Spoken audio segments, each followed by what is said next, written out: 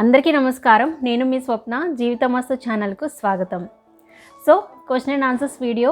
నేను ఈ వీడియో చేస్తానన్నప్పుడు మీరు కామెంట్స్లో అడిగిన క్వశ్చన్స్కి ఈ వీడియోలో ఆన్సర్ చేయబోతున్నాను. మ్యాక్సిమం వీళ్ళనన్ని క్వశ్చన్స్ కవర్ చేస్తున్నాను. ఒకవేళ కవర్ అవ్వకపోతే మీకు డైరెక్ట్గా కామెంట్స్లో రిప్లై ఇస్తాను.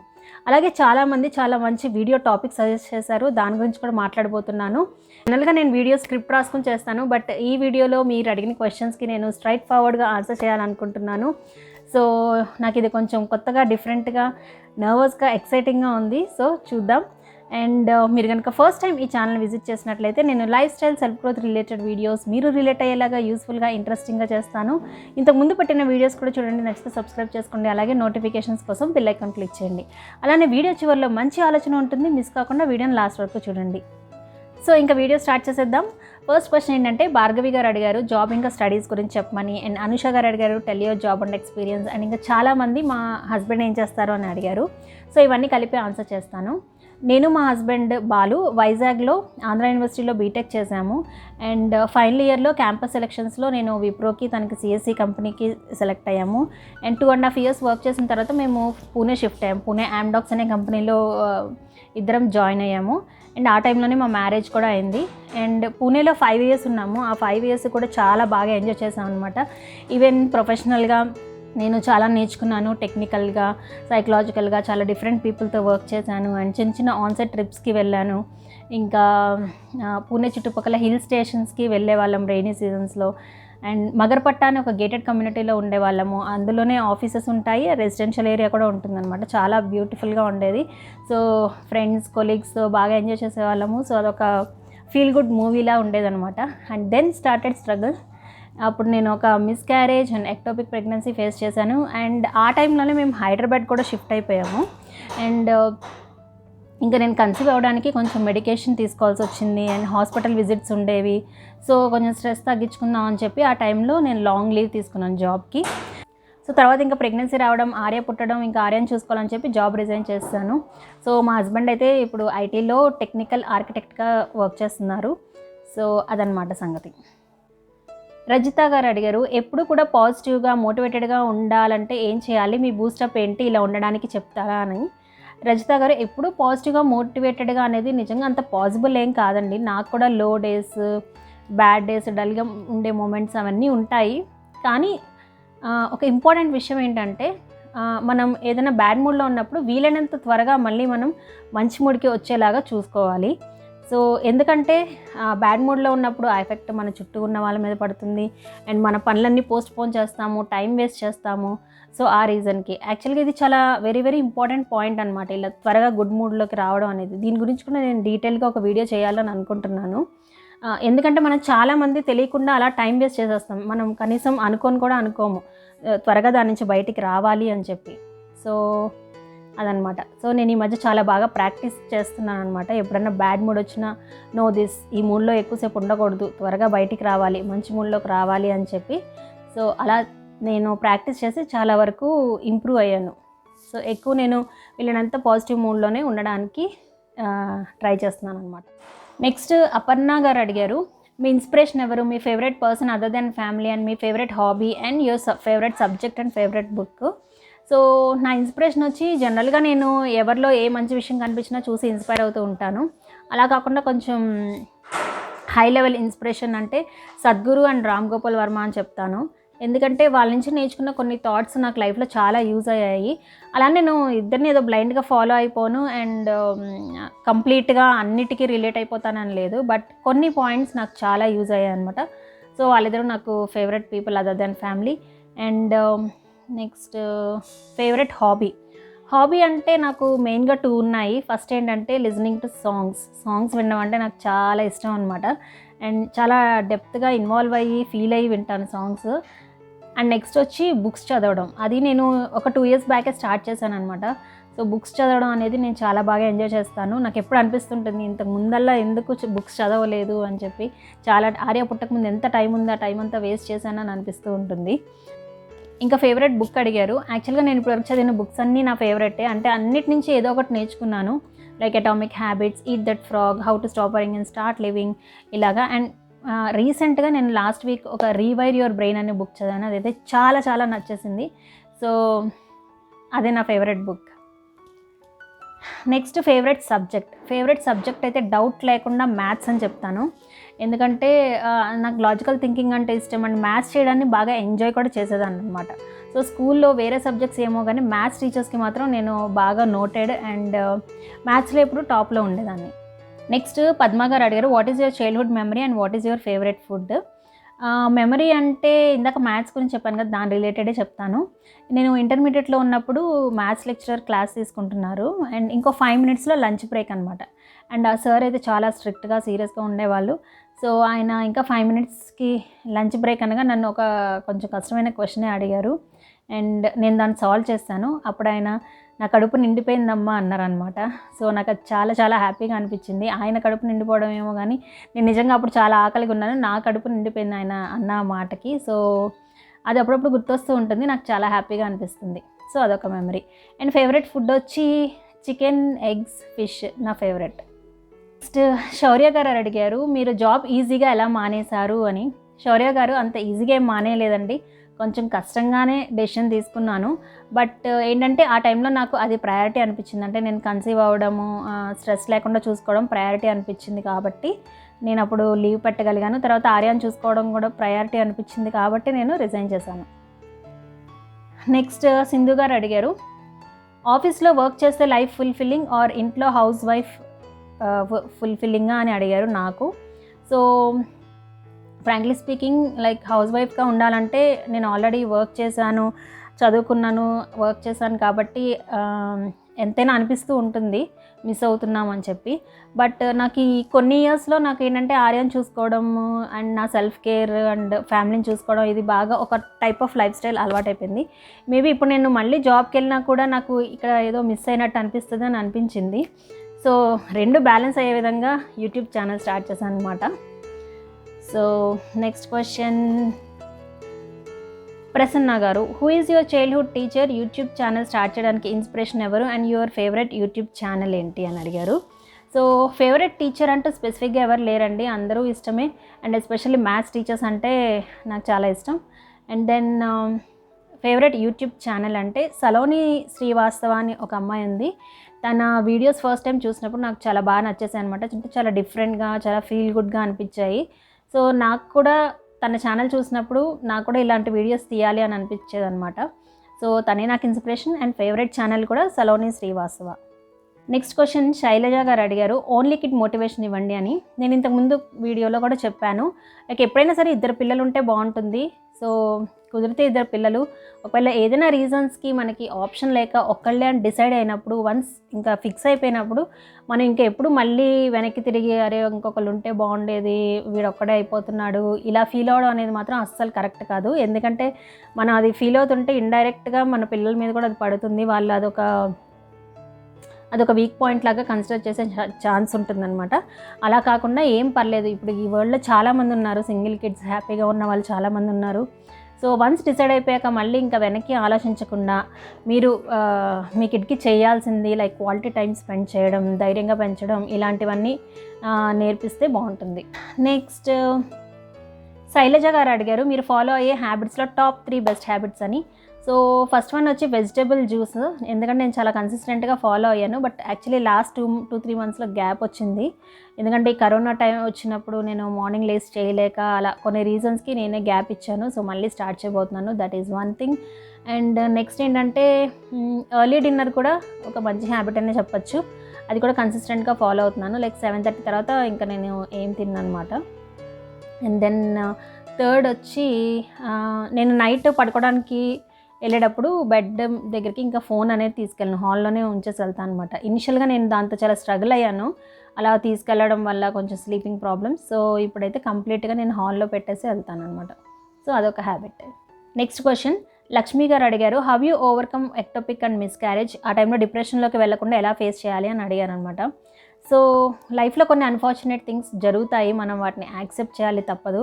ఈవెన్ నేను స్కానింగ్కి వెళ్ళేటప్పుడు ఎక్టోపిక్ తప్ప ఇంకేమైనా పర్లేదు అని చాలా ప్రేయర్ చేశాను, బట్ అదే జరిగింది. సో కొన్ని జరుగుతాయి, మనం యాక్సెప్ట్ చేయాలి. బట్ అదే ఎండ్ ఆఫ్ ద లైఫ్ కాదు. ఇప్పుడు ఎక్టోపిక్ ప్రెగ్నెన్సీ చాలామంది ఫేస్ చేసి ఉంటారు, వాళ్ళందరూ అక్కడే ఆగిపోలేదు, వాళ్ళు మూవ్ ఆన్ అయి ఉంటారు అండ్ లైఫ్ గోస్ ఆన్ అనమాట. సో దానికి నేనే ఎగ్జాంపుల్. నేను ఎక్టోపిక్ ఫేస్ చేశాను, బట్ తర్వాత ఆర్య పుట్టాడు and now I'm happy. So జరిగిపోయిన దాని గురించి ఆలోచించకుండా నెక్స్ట్ ఏం చేయాలి అనే దాని మీద ఫోకస్ చేయండి. మంచి డాక్టర్ని కలవండి, మంచి ఫుడ్ తీసుకోండి, యాక్టివ్గా ఉండండి, సో హ్యాపీగా ఉండండి అండ్ చేయాల్సిన దాని మీద ఫోకస్ చేయండి. నెక్స్ట్ స్వప్న గారు అడిగారు, మీ హస్బెండ్ అండ్ మీరు దేనికైనా గొడవ పడితే ఎవరు ఫస్ట్ మాట్లాడతారు అని చెప్పి. సో నాకు మా హస్బెండ్కి గొడవ అయితే జనరల్గా మేము దాన్ని ఎక్కువసేపు అయితే సాగదేమండి, అండ్ చాలా త్వరగా, వీలైనంత త్వరగా మేము దాన్ని సాల్వ్ చేసేసుకుంటాము. అండ్ ఎవరు ఫస్ట్ మాట్లాడతారు అంటే అది సిచ్యువేషన్ బట్టి ఉంటుంది. బట్ నేనైతే ఎప్పుడన్నా నా సైడ్ నుంచి నేను ఏమైనా ప్రాపర్గా కన్వే చేయలేదా, ఏమైనా రాంగ్గా చెప్పానా అని మళ్ళీ అలాంటిది ఏమైనా ఉందా అంటే వెంటనే నేను క్లారిఫికేషన్ ఇచ్చేస్తాను అనమాట.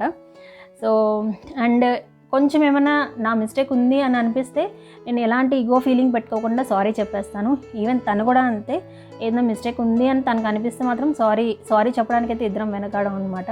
సో వీలైనంత త్వరగా సాల్వ్ చేసేసుకుంటాం. అర్చన గారు అడిగారు, why channel name Jeevitamastu, preparations before starting channel. ఈ జీవితమస్తు పేరెందుకు పెట్టాను అనేది కూడా ఇంతకుముందు వీడియోలో చెప్పాను. ఇదేంటంటే లైఫ్ ఈజ్ బ్యూటిఫుల్ అనే మీనింగ్తో ఒక మంచి తెలుగు వర్డ్, కొత్తగా డిఫరెంట్గా ఉండే తెలుగు నేమ్ పెట్టాలని అనుకున్నాను అనమాట. సో చాలా ఓల్డ్ సాంగ్స్ విన్నాను, వేటూరి గారి సాంగ్స్ విన్నాను. ఇంకా ఫైనలీ మా ఫాదర్ని అడిగాను అనమాట ఏమన్నా మంచి పేరు సజెస్ట్ చేయమని. మా ఫాదర్ కూడా జీవన రాగాలు, జీవన సరాగాలు అలా చెప్తుంటే నాకు జీవన మస్తు అని పెడితే ఎలా ఉంటుంది అని అనిపించింది. అదే మా ఫాదర్తో చెప్తే జీవన మస్తు కాదు, జీవిత మస్తు అనేది కరెక్ట్ అని చెప్పారనమాట. సో జీవిత మస్తు అనేది నాకు బాగా నచ్చేసింది. లైక్ ఆరోగ్యమస్తు, శ్రీరస్తు, శుభమస్తు ఇలాంటివి వింటాము. జీవితమస్తు అంటే అన్నీ ఉంటేనే జీవితమస్తు. అండ్ ప్రిపరేషన్స్ అంటే నేను పెద్దగా ఏం ప్రిపేర్ అవ్వలేదు.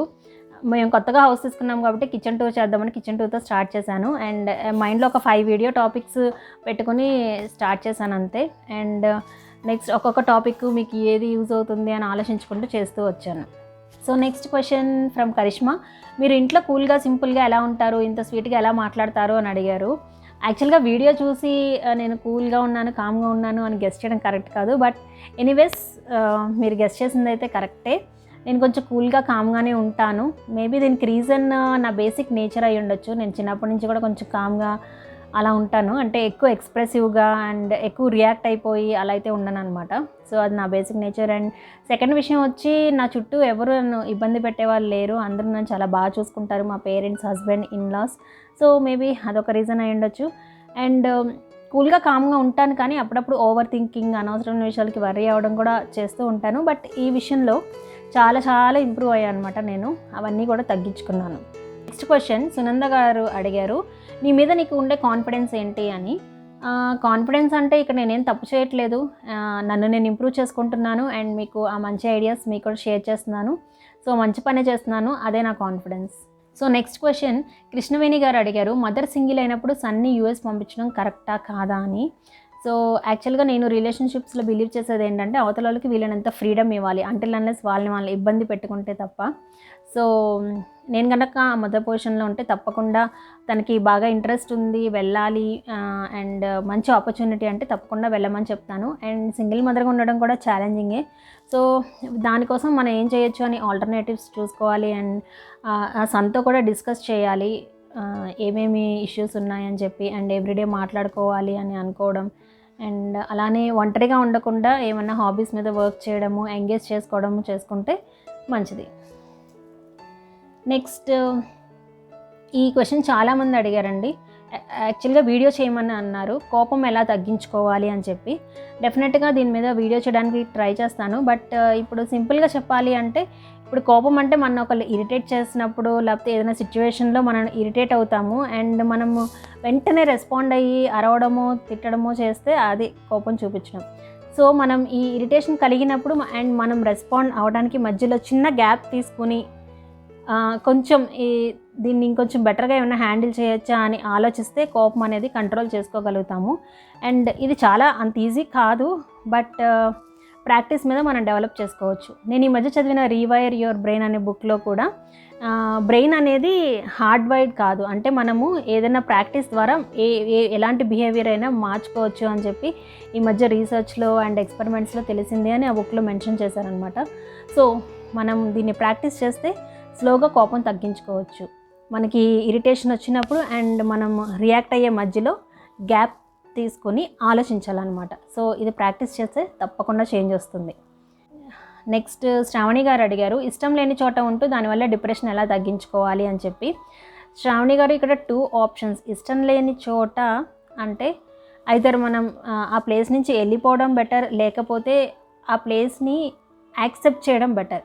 అంతేకాని యాక్సెప్ట్ చేయకుండా డిప్రెషన్ లేకుండా ఉండాలంటే చాలా కష్టం. ఎందుకంటే అది మనకి ప్రతిసారి అనిపిస్తూనే ఉంటుంది మనం ఎంత డిప్రెషన్ తగ్గించుకోవాలన్నా. సో అది పాసిబుల్ కాదు. సో 2 ఆప్షన్స్ ఒకటి ఏంటంటే ఆ ఇష్టం లేని ప్లేస్ నుంచి వెళ్ళిపోవడము, లేదా ఆ ప్లేస్ని కంప్లీట్గా యాక్సెప్ట్ చేయడము. డిప్రెషన్ లేకుండా ఉండాలంటే ఈ 2 ఆప్షన్సే. అండ్ మనకు అనిపించవచ్చు ఈ 2 కష్టము అని చెప్పి, వెళ్ళడము కుదరదు, యాక్సెప్ట్ చేయడము కుదరదు అని అనిపిస్తుంది. కానీ అది నిజం కాదు. మనం స్ట్రాంగ్గా బిలీవ్ చేస్తే ఈ రెండిట్లో ఏదో ఒక స్టెప్ తప్పకుండా తీసుకోగలుగుతాము. అంతేగాని 2 కాకుండా మధ్యలో డిప్రెస్డ్ స్టేట్లో ఉండడం మాత్రం కరెక్ట్ కాదు. సో నెక్స్ట్ క్వశ్చన్ ఏంటంటే, how you manage money, how much you spend for clothes and enjoyment etcetera అని అడిగారు. యాక్చువల్గా ఈ మనీ మేనేజ్మెంట్, ఫైనాన్స్ గురించి చెప్పాలి అంటే లైక్ నాకు బేసిక్స్ అన్నీ తెలుసు అండ్ బేసిక్స్ మేము ఫాలో అవుతున్నాం, like saving, retirement plan and term insurance అలాంటివి.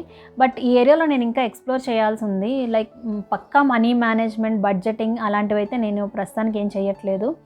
సో బట్ నేను చాలా నేర్చుకోవాలనుకుంటున్నాను. మీకోసం, నా కోసం రీసెర్చ్ చేసి ఈ ఏరియాలో తప్పకుండా నేను వీడియోస్ షేర్ చేస్తాను. ఎందుకంటే చాలామంది అడిగారు ఈ టాపిక్ మీద. ఇంకా కొన్ని వీడియో టాపిక్స్ ఏం అడిగారంటే వైఫ్ అండ్ హస్బెండ్ రిలేషన్ మీద కూడా వీడియో చేయమని అడిగారు. యాక్చువల్గా ఫస్ట్ నాకు అనిపించింది నేను ఏమైనా చెప్పగలనా లేదా అని, బట్ ఆలోచిస్తుంటే నాకు చాలా మంచి మంచి పాయింట్స్ వస్తుంది అనమాట. సో తప్పకుండా ఈ వీడియో చేస్తాను. నెక్స్ట్ నా dresses, saris, gold collection videos కూడా అడిగారు. యాక్చువల్గా శారీస్, గోల్డ్ కలెక్షన్ విషయానికి వస్తే నాకు మరీ అంత కలెక్షన్ ఉందా అని అనిపిస్తూ ఉంటుంది. సో స్పెసిఫిక్గా వీడియో చేయకపోయినా ఎప్పుడైనా సరదాగా బ్లాగ్స్ చేసినప్పుడు తప్పకుండా చూపిస్తాను. అండ్ ఇంకా డ్రెస్సెస్ విషయానికి వస్తే నేను ఈ మధ్య మింత్రాలో కాటన్ టాప్స్ తీసుకున్నాను అనమాట. చాలా ఎక్కువే తీసుకున్నాను బల్క్గా. సో ఆ వీడియో చాలామంది, ఆ డ్రెస్సెస్ చాలామందికి యూజ్ అవ్వచ్చు అనుకుంటున్నాను. సో ఆ వీడియో అయితే చేయాలనుకుంటున్నాను. మేబీ నెక్స్ట్ వీడియోస్లో అదొక వీడియో ఉండొచ్చు. నెక్స్ట్ టైం మేనేజ్మెంట్ విషయంలో కొంతమంది లైక్ స్పెసిఫిక్గా అడుగుతున్నారనమాట. అంటే చిన్నపిల్లలు ఉంటే ఎలా చేయాలి, జాయింట్ ఫ్యామిలీలో ఉంటే ఎలా చేయాలి అని. మీ అందరికీ నా రిక్వెస్ట్ ఏంటంటే, నేను ఇంతకుముందు టైం మేనేజ్మెంట్కి సంబంధించి 2 వీడియోస్ చేశాను. ఒకసారి వాటిని చూడకపోతే చూసి అందులో చెప్పిన పాయింట్స్ని మీరు ఇంప్లిమెంట్ చేయడానికి ట్రై చేయండి. ఎందుకంటే అవన్నీ జనరిక్గా ఉంటాయి, ఎవరికైనా అప్లికబుల్. లైక్ ఫర్ ఎగ్జాంపుల్ నేను ముఖ్యమైన పనులు ముందు పూర్తి చేసుకోవాలని ఒక వీడియోలో చెప్పాను కదా. సో అది ఎవరికైనా అప్లికబుల్ అవుతుంది, పిల్లలున్నా ఎవరున్నా. సో ఒకసారి ఇంప్లిమెంట్ చేసి చూడండి. అలాగే అసలు మీ రోజులో మీరు ఎక్కడ స్ట్రగుల్ అవుతున్నారు అని ఒకసారి మీ డేని రివ్యూ చేసుకొని, నేను చెప్పిన పాయింట్స్ ఎక్కడైనా అప్లై చేయొచ్చేమో చూసుకొని ఒక్కసారి ట్రై చేసి చూడండి. అండ్ ఫ్యూచర్లో ఇంకొన్ని టైం మేనేజ్మెంట్ స్కిల్స్ తప్పకుండా షేర్ చేస్తాను. Next new house wife management, ఇంకా హౌస్ వైఫ్స్కి సెల్ఫ్ కేర్ అండ్ కిడ్స్ని మేనేజ్ చేయడము, ఇలా హోమ్ మేకర్స్ రిలేటెడ్ టాపిక్స్ చాలామంది అడిగారు. అండ్ ఈవెన్ వర్కౌట్స్ కూడా అడిగారు. సో అవన్నీ తప్పకుండా ప్లాన్ చేస్తాను. అండ్ మీరు అడిగిన ఈ టాపిక్సే కాకుండా నేను బుక్స్ చదువుతూ ఉంటాను కాబట్టి నిజంగా నాకు కొన్ని మంచి విషయాలు మీకు బాగా షేర్ చేయాలని అనిపిస్తూ ఉంటుంది. సో మీరు ఎక్స్పెక్ట్ చేయని కొన్ని మంచి టాపిక్స్ కూడా నేను షేర్ చేస్తాను. So stay tune for all those topics. And ఇప్పుడైతే ఒక మంచి ఆలోచన షేర్ చేస్తున్నాను. ఏదైనా ముఖ్యమైన పనిని పక్కన పెట్టినా, పోస్ట్పోన్ చేసినా దాని గురించి ఎక్కువ ఆందోళన చెందుతాము. అదే ఆ పనిని మొదలు పెడితే ప్రశాంతంగా పనిని పూర్తి చేయగలుగుతాము. సో అవన్నమాట మీ క్వశ్చన్స్కి నా ఆన్సర్స్. నాకైతే ఇది కొత్తగా ఉన్నా ఇలా మాట్లాడడం చాలా నచ్చింది. సో మీకు ఎలా అనిపించిందో మీ థాట్స్ అండ్ వ్యూస్ నాకు తప్పకుండా కామెంట్స్లో మెన్షన్ చేయండి.